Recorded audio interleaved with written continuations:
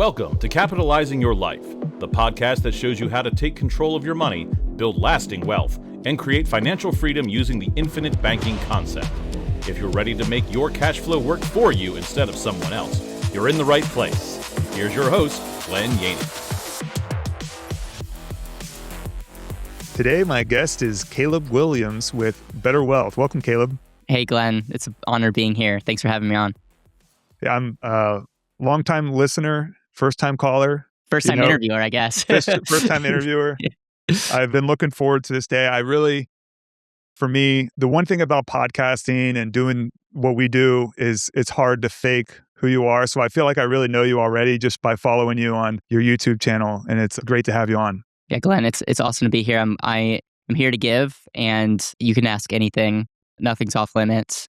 And it looks like you are doing all the right things. And the network that you have and the podcast that you've done with previous people, a lot of them friends of mine, is pretty awesome. So you're doing a great job. I really love the structure. It's really kind of what I try to mimic as well. It's abundance. We're just creating a better platform to be able to talk about a pretty boring topic is really what that makes it actually somewhat exciting in people's lives, Yeah, I had someone 2 days ago. I saw that Richard Wilson was someone that you've had on. He runs familyoffices.com. I spoke at his event 2 days ago in Fort Lauderdale, and someone at the event came up to me and gave me kind of like a compliment, kind of not. They said, "Caleb, you made the topic of life insurance sound exciting." And I was like, "Yeah, thank you. I appreciate it. Like I really do appreciate that." And their point was like, yeah, life insurance was never something I ever paid attention to, but the way that you spoke about it made me interested. And so I think that's what we have to do is present in such a way that draws the right people in, but it's not for everybody. And especially permanent life insurance is not for everybody. And we also need to make content in a way that makes people self-eliminate out to say, hey, this is not for me. And that doesn't make it right or wrong. So I think that's a powerful thing about content creation. Yeah, that's the one thing I've noticed on your podcast that you do kind of point some things out that it feels like I was talking with a good friend yesterday on, some misleading comments that don't make sense. Where you're like, It's like, it took me, I feel like I learned about infinite banking about in 2012 and didn't really make a decision until 2023, So it was like when I started hearing things, and then the one is kind of like the making money in multiple places. It's like, I understand what they're saying. It's just that I think it almost needs to be simpler than what people are trying to make it more like. Yeah, they try to make it more exciting than it really needs to be. Exactly. And I would even push back on the making money in more than one place. I really think it's the giving your dollars more jobs. And if we can educate people on the more jobs your dollars get by putting your money into a whole life insurance contract, you would value it more. So the story that I gave or the presentation I gave to the family office group was if you just look at IRR, which is rate of return of cash value, and you look at, cash value, hypothetically, let's just say it earns 4.5% over a long period of time, and you have to pay 6% to borrow against your money. That's an equivalent of you making a negative 1.5%. So if you just looked at that, I don't care how many math half-truths you want to throw at it about, compounding versus amortize and simp, blah, blah, blah. This is not true. If you actually look at time, there's no such thing as like amortized interest versus compound interest because it's not factoring in the same inputs. Making 4.5% and paying 6% never makes sense financially. Like never, like from a number standpoint. So then the next question is why, if that's the life insurance story, why am I a fan of life insurance? Well, it's because all the other benefits that you get with life insurance, we're not factoring into that in the IRR. So if you factor in the tax benefits, the creditor protection, the chronic and critical illness, the death benefit, the other benefits like it being the safest by far asset out there, especially if it's with a solid whole life insurance company, now you have the value of life insurance being far greater than the arbitrary 6 or 7% borrowing. And now you can get what's called value arbitrage, which means life insurance gives you more value to your portfolio, to your foundation, than the cost of borrowing against it. And if I flip that, most people all day long would put their money in accounts if it gave them positive arbitrage with safety. They would cycle all their money through it. So that's a message that I think we need to have more, we need to talk more about, because I think a lot of people are using bad math, whether they're trying to mislead or not, they're confusing people with like how arbitraging works and being your own banker. But if you actually understand the value that you get with life insurance, I think there would be a line outside the door because I believe it provides so much more value than the cost of accessing or borrowing against it. And if that's the case, everyone should want it. But if that's not the case, no one should want permanent life insurance. Yeah, and I think that the one thing that's kind of missed in that that I don't know if it's an argument, but the debate is really just the velocity of capital. Because I think that the people that are very adamant about that 6% being a better loan, the ones I've seen you talk with, it's more of velocity of capital. Because if I borrow a loan at 4% on a car, the way that the loan is structured, I'm going to only pay the 4%. Like I'm going to pay the amortized version of it. Mm-hmm. But if it's a line of credit that's even a higher interest rate, I might say if I were to pay it down at the same rate as a 4%, then that doesn't make sense. But the fact that I can put my money in and pull my money out later, I'm more likely to pay down that loan faster. And I think that's the value of the line of credit compared to trying to figure out the arbitrage on where you're making money. Yeah, I think the velocity of money, like the movement of money, is a valid concept, but you could have the same thing with a savings account. So if life insurance is not an investment, you compare velocity of money. It works the same thing in a checking account versus life insurance. I will give you this, if you're comparing it to a non-liquid accessible asset, i.e. an investment. Yep. I've said this many times, insurance is not an investment. It's probably one of the greatest mistakes that people will make if they try to tell you insurance is an investment. And so I agree with the velocity of money, but there's nothing special if you compare it to a savings account. You can't use velocity of money as a special talking point because both can use the movement of money. And you could argue that a savings account is actually better with velocity of money in the first couple of years because you have more access to it. Now, long term, you could argue the exact opposite. Insurance will have more capital than a high yield savings account because of the efficiency of the growth. But Yeah.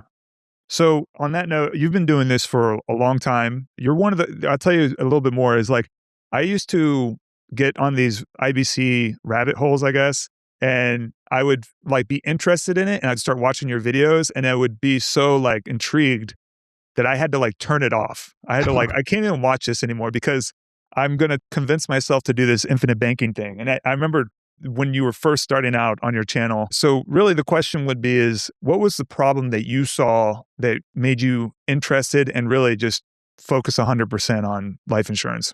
Yeah, the original problem, because those of you that know my story know that I worked at a bank when I was 17. I was working in our bank's investment department when I was 18 years old, and I actually took over the bank's investment department at 19. So I'm at a young age learning all this stuff. At 21, I started my business. So from 19 to 21, I worked in the bank running the investment side. And the epiphany early on that I had was it was almost like the friction of good problems. It was like, okay, I could put my money into a Roth IRA or into the market, and over the next 40, 50 years, it's going to compound and be huge. Or I could put my money into a savings account and lose the compounding, but have access to that money for entrepreneurship endeavors. And for me, I couldn't even articulate the value of like the death benefit and all the other benefits at this time. It's just like the problem I was solving early on was, life insurance gives me a way better long-term growth rate than a savings account. So check, it's not quite going to compete with investments, but it gives me a way better growth than savings. And it gives me the ability to have capital to invest in the things that I really cared about. And for me, like I looked at that as like efficient freedom. So I'm creating freedom, but I'm doing it the most efficient way possible. And that was like the unlock for me. And it was not having to choose between 50 years of compounding versus like 50 years of control. And so that was the thing that hooked me. And I was like, man, more people need to know this and concept. That's why I wrote the book, The And Asset, how to give your dollars more than one job. And then through that experience, I started articulating more about the other benefits that insurance as a contract gives you that if we're not factoring in, don't usually get valued. So the definition of equivalent is like comparing apples to apples. It's if I'm trying to create an equivalent, I have to say if you don't have a like asset, I have to then factor in if I have an asset over here that looks better on paper, an asset here that might not look as good as paper, but it has other benefits, we have to figure out a way to factor those benefits in if we're going to compare it apples to apples. That's a big problem with insurance is people will just look at the cash value or the growth and compare it like it's a bond or a stock. And excuse me, like they're different and there's so many differences. And so if we're actually going to have an honest conversation, You have to start qualifying it by adding all the other benefits that life insurance is back in to create a more equivalent. Now, you might say, I don't care at all about the death benefit, protection, and legacy. Great.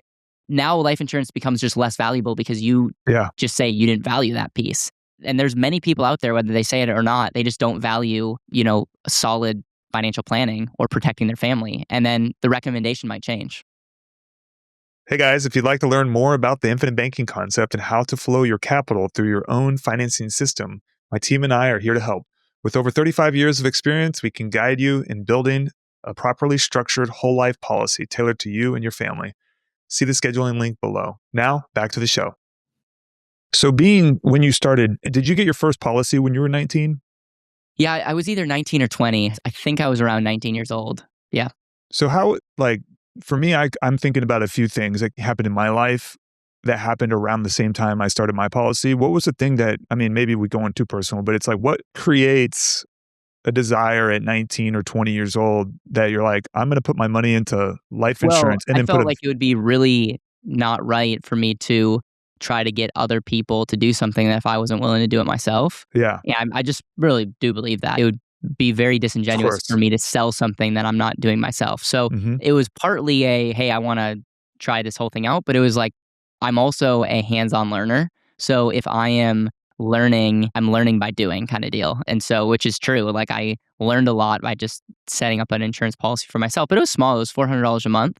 And, the first time I used it, ironically, was I borrowed against it to go on a missions trip to Guatemala with some friends, which financially is not a smart idea because it wasn't financially successful. But it was cool because it unlocked wait a second, I'm saving in this thing that's also, it had hundreds of thousands of dollars of death benefit protection, which is also pretty cool. And this savings asset I'm utilizing to go on this trip that I still have memories today. So while disclaimer, Guatemala didn't make me a bunch of money, it still was cool. And that was the first time I used my policy. But the second time I used my policy was for writing the book. Yeah. And I utilized it as an investment I'm going to do is write this book called The And Asset. And so that was the second use case. So when you started that policy, was it becoming your own banker that got you started, or was it something you discovered after you started getting into life insurance? I read Becoming Your Own Banker before I got started, but I didn't understand it. Yeah. And it took me a couple times. And I would say that I went off of the premise of the Become Your Own Banker concept, but I also was influenced a lot by Truth Concepts, Todd Langford, and Circle of Wealth, Don Blanton. Those two other people, if I'm being honest, really helped me understand life insurance. And Don Blanton's Circle of Wealth private reserve strategy was the tipping point for me where I saw it and I got it. But the Becoming Your Own Banker, it was the gateway for me. That book was the thing that made me want to learn more. Yeah. Yeah, I had to read Becoming Your Own Banker a few times before I was like, because at first I'm like, what am I reading right now? But obviously I feel like the book I do believe it's God inspired. Like it sounds like a strong wording, but I believe that like after reading it, I'm just like, this book hits on a different note. As every time I read it, it's like a different type of book for me. Like I get something out of it differently every time I read it. So it's cool. So now that you've been doing this for close to 10 years, I see you as very successful in teaching people. And I really see that your channel being a channel that is an open platform for all ideas. Where do you see yourself going from here? Yeah, that's a great question. For those of you that watch our YouTube channel, you'll notice that I bring on lots of different voices. The most recent episode, we just got Garrett Gunderson. I think that dropped as we're talking right now. But at the time of this recording, the recent episode before that was a author who is a life insurance litigator who wrote a book that was trashing life insurance. I don't know how many people in my shoes who have, this person has a great background, I would say. His book wasn't the biggest fan. I think I said it pretty clearly on the podcast, but I brought him on because I wanted a discussion. And I do that all the time. There's someone, I don't agree with this idea of your income equaling premium. I don't think it's a message that we should be talking about, but it's in Nelson's book. And there was someone that commented and was like, hey, I very much think that this is a concept that you need to embrace. So what did I do? Invited him on the show. I have people that talk about velocity banking. I'm not the biggest fan of the velocity of banking, maybe the way that it's been sold, but I'm bringing someone on who's one of the biggest lenders in that to hear them out. We'll have debates. Why do I do that? I've had people on that, after I don't necessarily look better for having them brought them on because they might make points. It might quote unquote confuse our audience a little bit, but I care more about getting more messages out. Like freedom of speech is really important to me. And it's easy to say freedom of speech, freedom of speech, freedom of speech, but it's very convenient to not live that out or just say, I'm only going to censor the things that I approve. Yeah. And number one, that's a really boring long-term channel. Yeah. You don't bring on other voices. But number two, I actually think people appreciate it and we're doing more good for the industry because we're actually having conversations. So I try to be intellectually honest. And right now I'm spending a lot of time talking about insurance, but I am very much looking forward to having other guests as well and going to try to stay really focused to having really solid interviews, always be willing to challenge and debate and talk about issues, whether it's life insurance or other financial issues that will get people to think differently. Yeah, definitely. And, with velocity banking and stuff like that, I actually believe I became financially independent with velocity banking, but without velocity banking, I wouldn't have understood infinite banking as much. But yeah, but I'll tell you where I went wrong with velocity banking is the fact that it's attached to collateral, or at least long term, you're trying to have it like some type of line of credit. And then the second you sell the asset, you're out of the collateral and you don't have the line of credit. So it's like your plan comes to an end. So I think that it's almost like a gateway drug to infinite banking, the velocity banking way. So yeah. I mean, I still somewhat practice it. It's just that obviously the end goal is to have 100% everything in my policy structure-wise. One thing I noticed about you is you have a lot of humility. And I think that is so important. Keep that and be willing to say, hey, this is where I went wrong. These are the questions I'm asking, not having to have all the right answers. I think people see that, and that's why you're having a lot of success and momentum. Yeah, definitely. So, all right. So let's talk about let's go a little bit further into, because I know that you point this out, and I feel like it's like we can't go too far into it when you're on your podcast because you're on a different topic. But like when you say that I don't know if you're saying it's oversold, but the idea that like putting 100% of your paycheck in is the ultimate goal. Like, why would you say that would be the issue? Well, number one, insurance companies don't like that. So it would just be like, I am a firm believer of working with the insurance companies and the guidelines that they give us. And so then let's logically look, if someone puts all their money into life insurance and let's just assume they don't have increases, because that could get logistically tricky. But let's just say they make $100,000 a year. Okay. Most people will consume at least 50%. Yeah. 60%, 70%. I mean, a savings rate of 20% is pretty impressive. So now what you're doing is you're taking out or borrowing against a lot of that money for consumption, not asset producing. Yeah. And you just get into a cash flow issue. How are you going to pay that back? Is it you're going to pay that back because you're going to make more? Okay. But if you're not going to make more, and then you realize that if you're continually needing to make more, now you losing your job or not making money puts the whole thing in a threat. So it's just from a cash flow perspective, if I'm only earning, let's say 4.5% long-term in my life insurance and it costs me 6 or 7%. Yeah. Now it's an equivalent of negative arbitrage. And I said earlier, I'm fine with that because of the value of life insurance. But if all my money is cycling in that, it becomes a cash flow problem. Yeah. And, I think the only way it works is if you're planning on making more money. And so it's like you're trying to max out now, but like the assumption is I'm going to consume some of this money, but over time I'm going to make more. So you can look at you consuming and living as just an asset-based activity because your money, you're going to make more. I just think it's risky. Yeah. And I think it can be abused because people can be tricked in or encouraged to maybe putting too much money into insurance. And so what could be a really, really good thing turns into being a burden. Yeah, I kind of thought that for whatever reason, I was reflecting about it this morning. But, when you have, say you're a W-2, you have no extra income outside of your W-2, and you're basing your cash value, it would almost be like so if you're trying to break away from that W-2 or whatever the case be, it turns into your extra cash flow, which is your savings rate. Yes. That flows into your policy. it's like when you decide to leave your W-2, now you're going to have to figure out how to make up for that difference, because for me, I stepped out of my $150,000 a year job to make $1,500 a month, So it's like, if I would have had a policy at that time, I thought about it and I was like, I wonder how I would have handled that. That's the one thing I there's thought. a lot of flexibilities. If you have cash value, you can have the cash value pay the base. And that's why it's important to have flexibility. Yeah.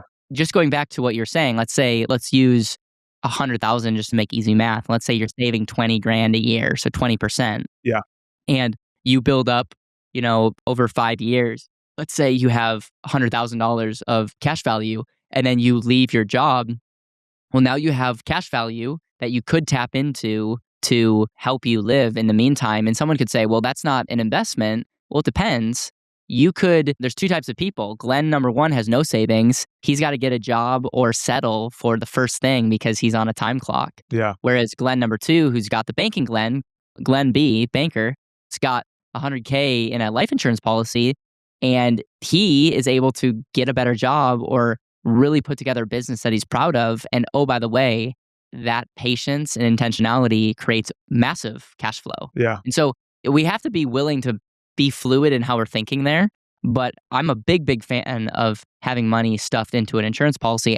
What I would say, I'm cool if someone says, put all of your free cash flow into life insurance. Yeah. Totally cool with that.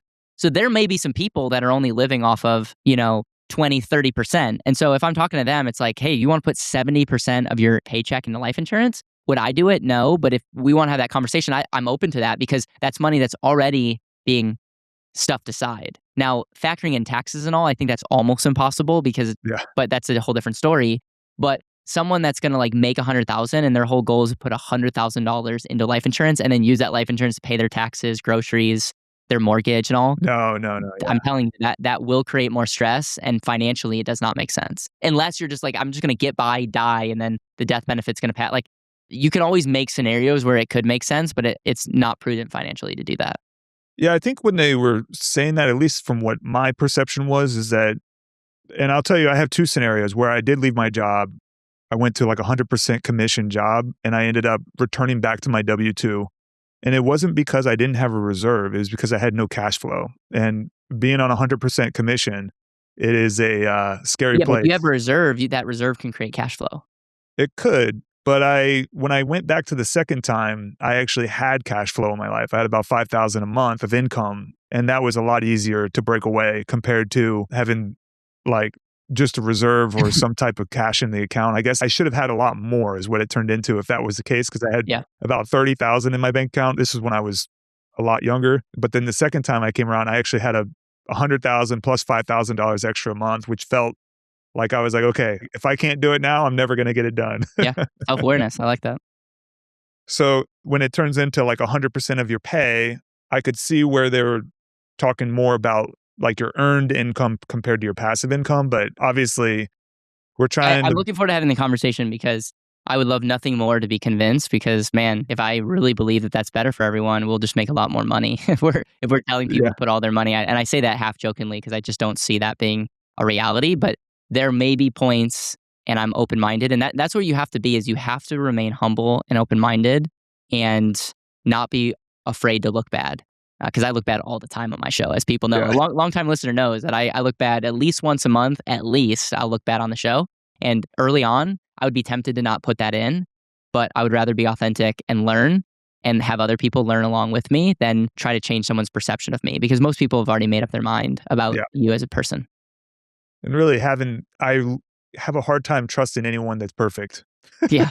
If somebody doesn't have any problems in their life, they're usually hiding something. Exactly. Yeah.